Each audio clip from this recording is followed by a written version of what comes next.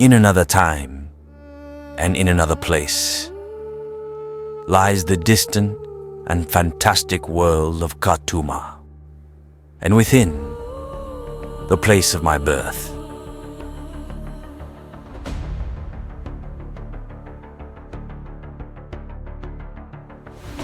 Dantavish, Jewel of the Sands. A city of kings and conquerors, of men and monsters. My name is General Judah Dante, and it is here that I have forged a privileged life of family, wealth, and status. But there is an evil that stirs from within the heart of the kingdom, a bloodthirsty cult of dark sorcerers known as the Abyssinian Warlocks. They have an iron grip on Dantavish, and no one, not even the king, will challenge their authority. But there's something malevolent on the horizon. Ch.2, demon lord of the fifth realm of the abyss and patron god of the Abyssinian Warlocks, is planning to bring about a hellish apocalypse. Only I and my motley band of loyal soldiers stand in his way.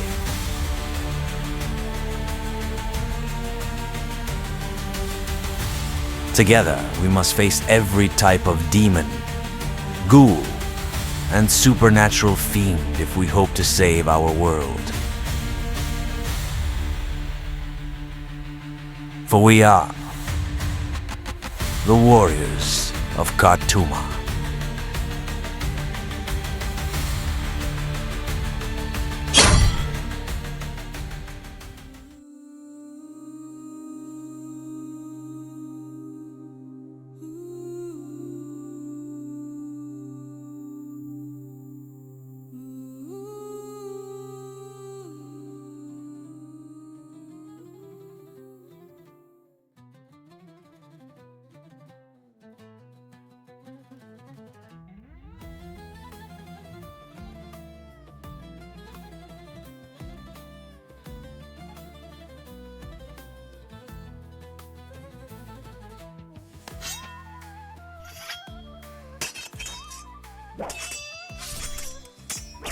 The sounds of beleaguered combat mixed with the harsh knocks of the front raspwood door echo through the air. The beautiful woman with tan skin, dark hazel eyes, and red lips walks through the hallway of her elegant villa.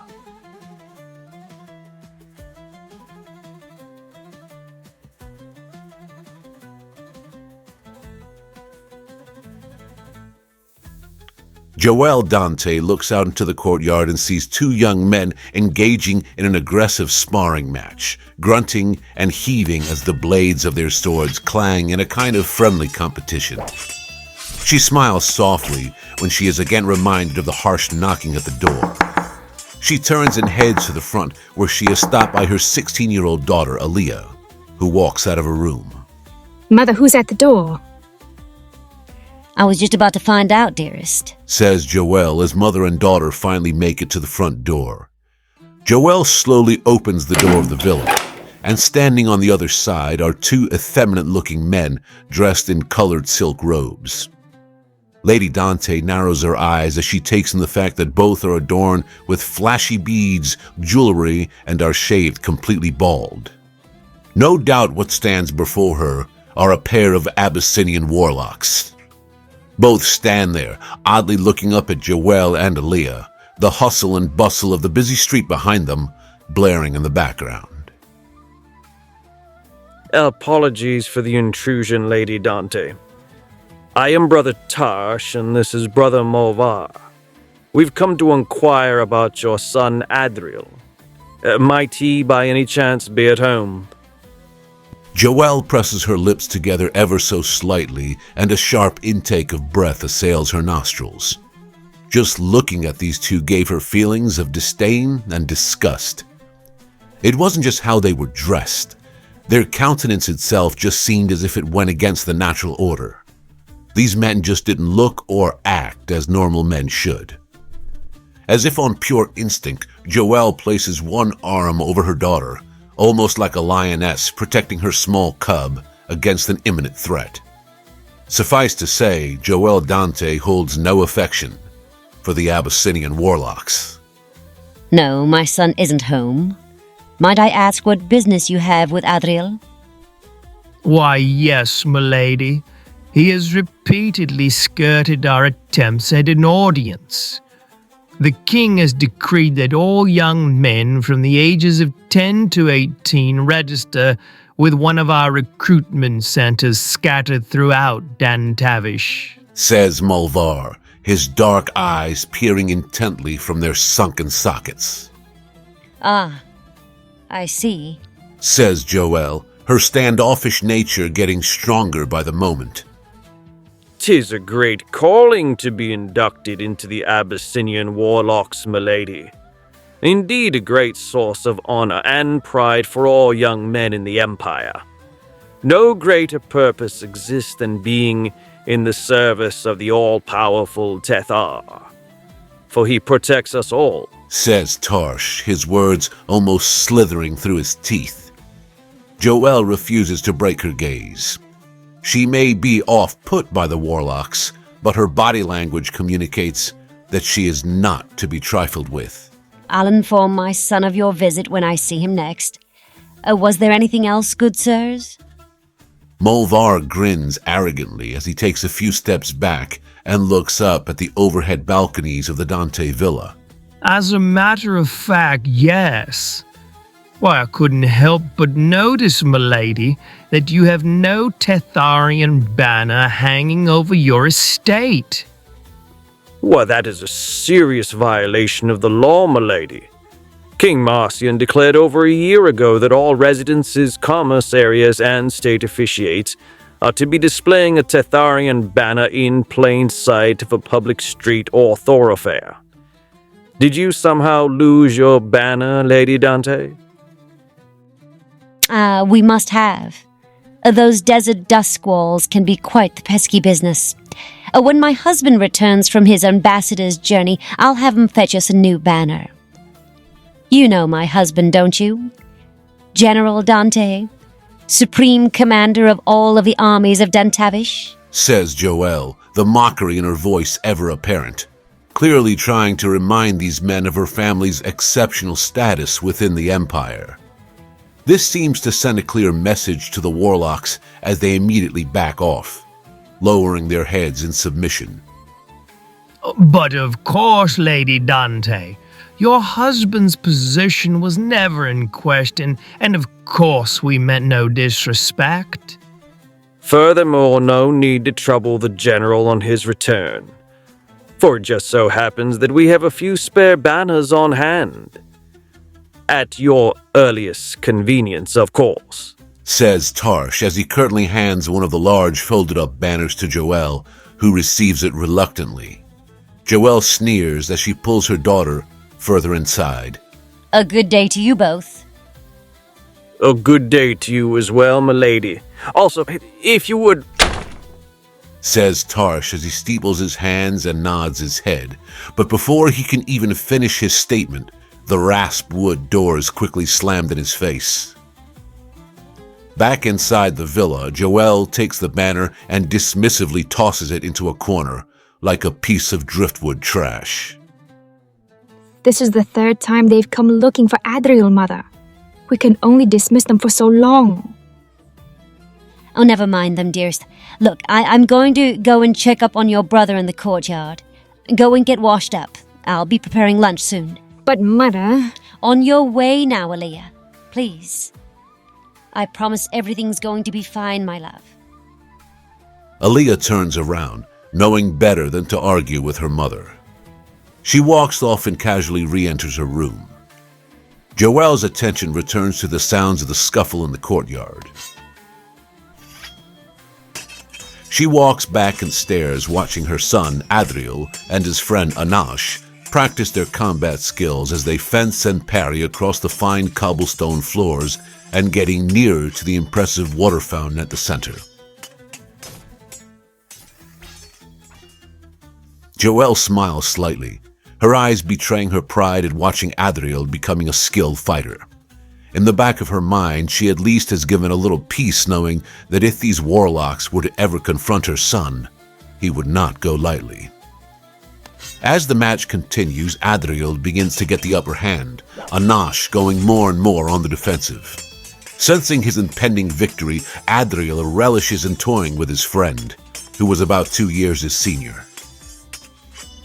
Well, this aggression isn't about me taking out your sister tomorrow night, is it? Says Anash in a humorous but mocking tone as he expertly blocks Adriel.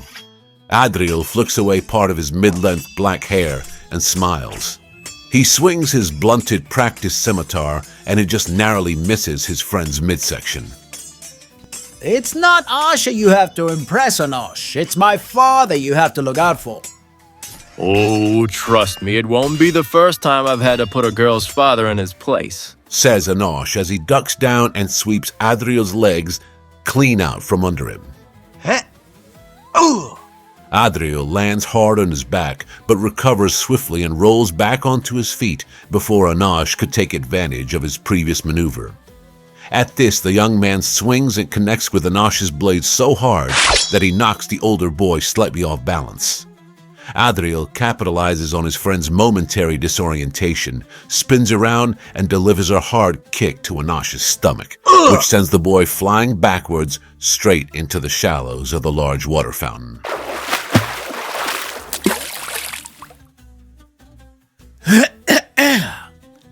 You were saying? Remember, my friend, always respect the name of Dante. Says Adriel with a bit of retribution and triumph in his voice. Joelle starts to applaud lightly as she walks out into the courtyard. Her face conveys approval, but at the same time, a motherly type of scolding. She walks up to her son and kisses him on the forehead. You must refine your temper, my darling. But nice form nonetheless. She says with a playful wink. Anash rises out of the water and slicks back his own long black hair. All right, consider me humbled. Joelle gives her son's friend an apologetic glance as she walks over and helps him out of the fountain. Let me bring you some drying linens. Much appreciated, Lady Joelle. I'll wait out here and try to smooth things over with my over-emotional best friend. Says Anash as he looks over at Adriel, who responds by pointing as if to give him a playful warning to not speak out of line again. You know, I'm reminded of one thing I'm always hearing my husband yelling whenever he's training new recruits. Always keep your gut guarded, eh? Well, no offense, milady, but what would a woman know about such things, eh? As Joelle starts to head back into the villa, Anash's words cause her to stop in her tracks as she turns around with a deliberate pause. I'm sorry? She says, slowly beginning to walk back in the direction of Anash. This takes the young man by surprise as he didn't expect this kind of reaction. Well, all I meant was that this is a man's area of expertise. Fencing, swordplay, it's kind of what we do. Oh, you really have stepped in it now, Anash. Look, all I meant was that we've been practicing combat for most of our lives, and men don't necessarily need women to tell them how to execute defensive maneuvers. That's all. Oh, really? Adriel, darling, would you mind? I would love to learn a few stances from such an elite warrior. Says Joelle, her eyes narrowing in a patronizing gesture. She begins to walk towards her son, extending her hand, silently asking for Adriel to hand her his weapon. Mother, please. He didn't mean anything by it. Please, humor me, my love. Adriel hesitates, his glance shifting between his mother and his friend several times. After a few moments, he finally relents and reluctantly hands Joelle the scimitar and points at Anash. He then stands by with his arms crossed in a resigned manner. What can I say? I tried. But you asked for this, Anosh. Well, where do we start? Oh, for Khartoum's sake, I couldn't possibly. Now let's see. Do I hold the blade this way? Oh, well, maybe perhaps like this. She says, repositioning the sword in several different ways, almost mocking the young man by feigning ignorance. Well, this is ridiculous. Milady, please. I really didn't mean... Starts to say Anosh before Joel unexpectedly lunges forward, delivering a series of light but effective attacks. So much so that Anosh is forced to defend himself by blocking each swing with his own sword. Adriel widens his eyes as he watches more intently, obviously impressed with his mother's flurry of moves. How was that? Not bad. You actually caught me off guard. Anosh begins to circle her in an offensive posture, now taking the situation a lot more serious.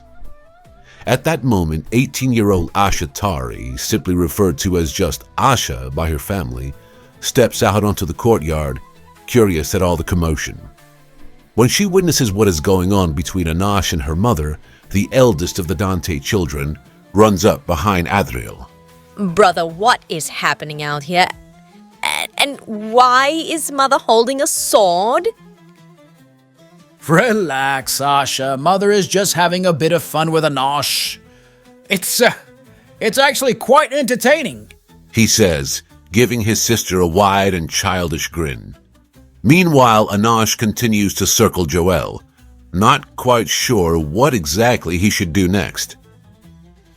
Well, are you going to do something or just circle all afternoon? Asks Joel in a playful tone. Anosh looks back at Adriel as if to ask for permission. His friend just shrugs his shoulders in a comical way and continues to watch. Still not understanding what is happening, Asha looks on, worry flashing across her gorgeous brown and almond-shaped eyes. Anosh looks back at Joel as she gives him an almost mocking grin as if to goad him on. Anosh takes the bait and unleashes his own flurry of slashes and jabs. Joel parries his last lunge, swings the scimitar upwards, striking the hilt of her young opponent's weapon and knocking the blade clean out of his grip as it goes flying upwards into the air. Joel reaches overhead and catches the sword with ease, successfully disarming Anosh. Adriel lets out a squeal of excitement as he runs over to his mother and puts his hands on her shoulders.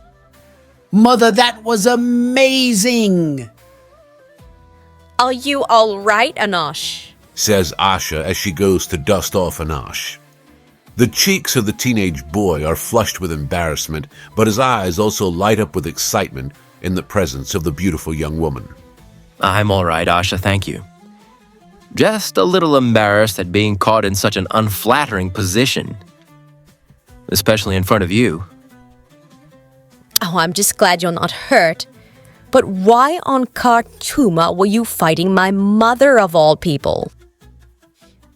I'm entirely to blame, Asha. Anosh was simply teaching me a few moves. No harm. He was teaching you a few moves? Sure. That's what was going on.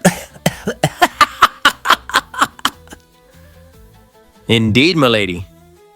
Just how did you learn to do all that? When you're a general's wife, you do tend to pick up a few things. No hard feelings? Says Joel as she offers the sword back to Anosh. He gracefully takes the weapon and nods. Joel in turn gives him a sweet smile.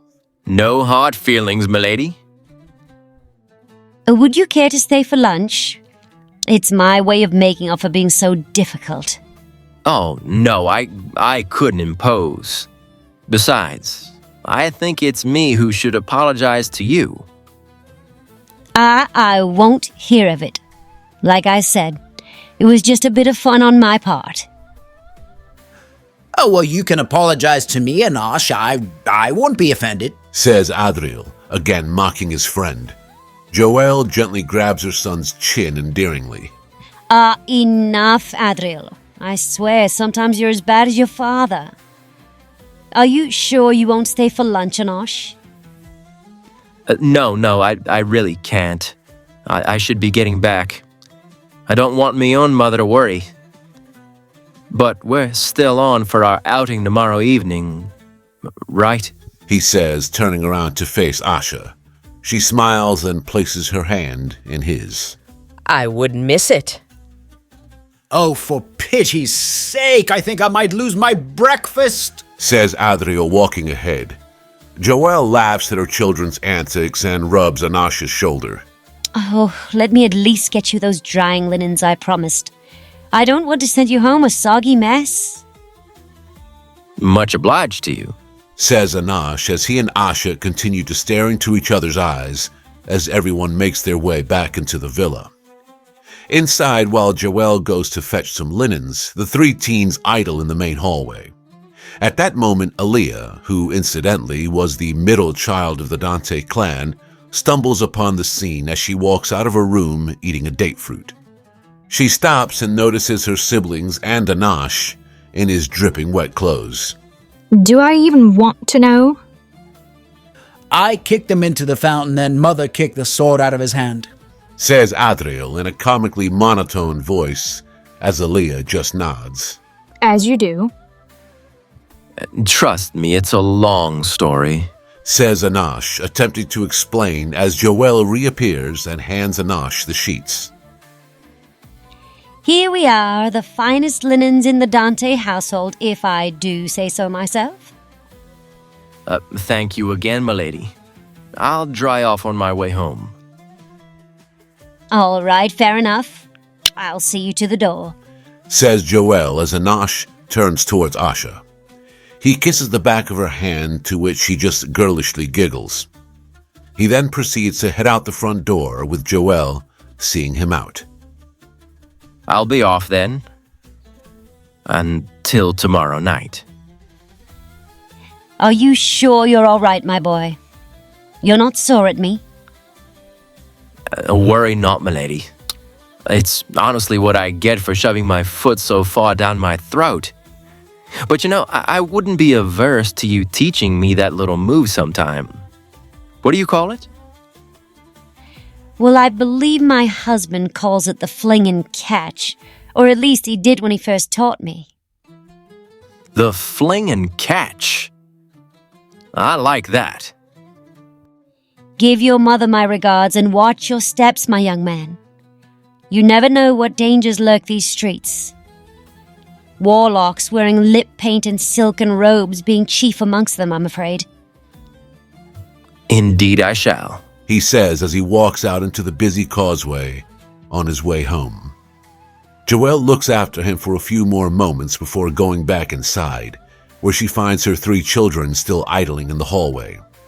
She notices that they all have an odd expression, almost one of sadness. All right, you three, what's with the faces? It's Adriel's birthday tomorrow and Father isn't back yet. He promised he'd make it back on time, Mother. Oh, I know, my love. But you have to understand that your father's on a very important diplomatic mission to Rendaris. These things don't always work on a set schedule. I mean, he could have at least sent a messenger if he wasn't going to make it. Says Adriel, and Joelle just sighs as she pulls her three children in close and puts her arms around all of them. Look, let's all get washed up for lunch and I'll prepare anything you like. You name it. I just hate seeing my loves in such melancholy. How about a fresh catch of grapes, bread with date jam, and your favorite barley wine? Sound good? I suppose. All right, then no more long faces. Let's all get washed up.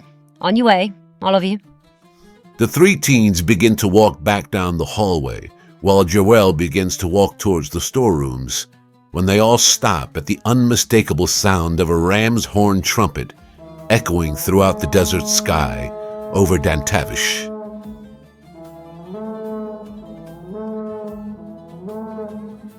The billowing sound repeats 2 more times before the family turn to face each other, all with wide-eyed and jubilant expressions of disbelief.